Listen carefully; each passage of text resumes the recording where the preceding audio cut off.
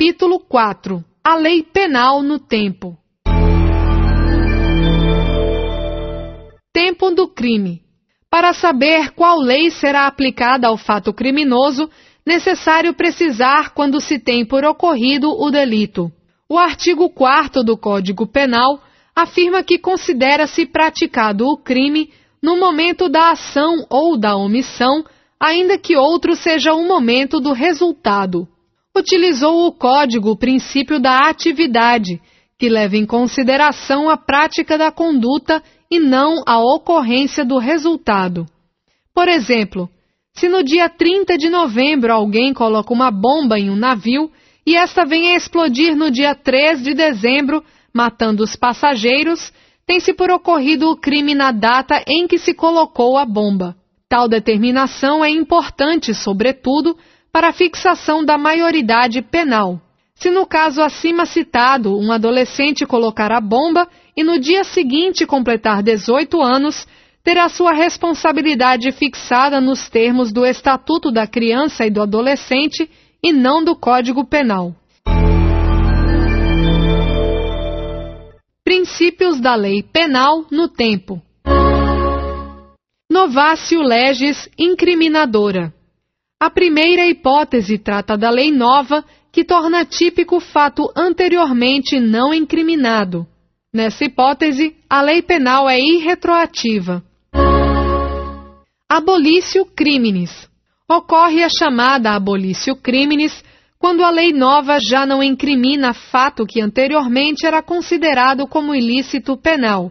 A nova lei, que se presume ser mais perfeita que a anterior, demonstrando não haver mais por parte do Estado interesse na punição do autor de determinado fato, retroage para alcançá-lo. Não há abolitio criminis se a conduta praticada pelo acusado é prevista na lei revogada e ainda submissível a outra lei penal em vigor. Pela abolitio criminis se fazem desaparecer o delito e todos os seus reflexos penais, permanecendo apenas os civis. Novatio legis impejus. Refere-se à nova lei mais severa à anterior. Vige, no caso, o princípio da irretroatividade da lei penal. A lei penal não retroagirá, salvo para beneficiar o réu.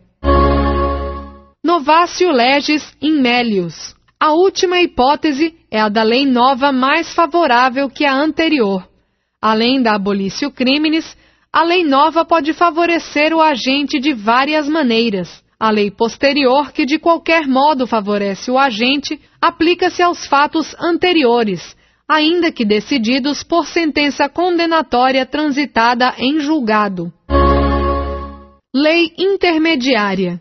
Em caso de vigência de 3 leis sucessivas, deve-se ressaltar que sempre será aplicada a lei mais benigna entre elas. A posterior será retroativa quanto às anteriores, e a antiga será ultrativa em relação àquelas que a sucederem. Se entre as leis que se sucedem surge uma intermediária mais benigna, embora não seja nem a do tempo do crime, nem daquele em que a lei vai ser aplicada, essa lei intermediária mais benévola é aplicada de acordo com o artigo 2º do Código Penal.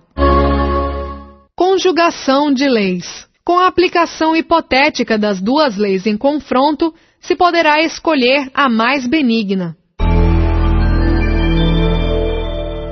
Competência para a aplicação da lei mais benéfica. A aplicação da lei mais favorável cabe ao magistrado que presidir o processo enquanto não houver proferido sentença ou, se o feito já estiver sentenciado, ao tribunal que julgar eventual recurso.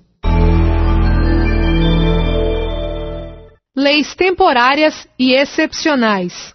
De acordo com o artigo 3º do Código Penal, a lei excepcional ou temporária, embora decorrido o tempo de sua duração ou cessadas as circunstâncias que a determinaram, aplicam-se ao fato praticado durante sua vigência. Leis temporárias são as que possuem vigência previamente fixada pelo legislador. Leis excepcionais são as que vigem durante situações de emergência. Essas espécies de lei têm ultratividade, ou seja, aplicam-se ao fato cometido sob seu império, mesmo depois de revogadas pelo decurso do tempo ou pela superação do estado excepcional. A retroatividade e a lei penal em branco. Revogada a norma complementar, não desaparecerá o crime. O que foi revogado ou alterado é a norma complementar e não a lei.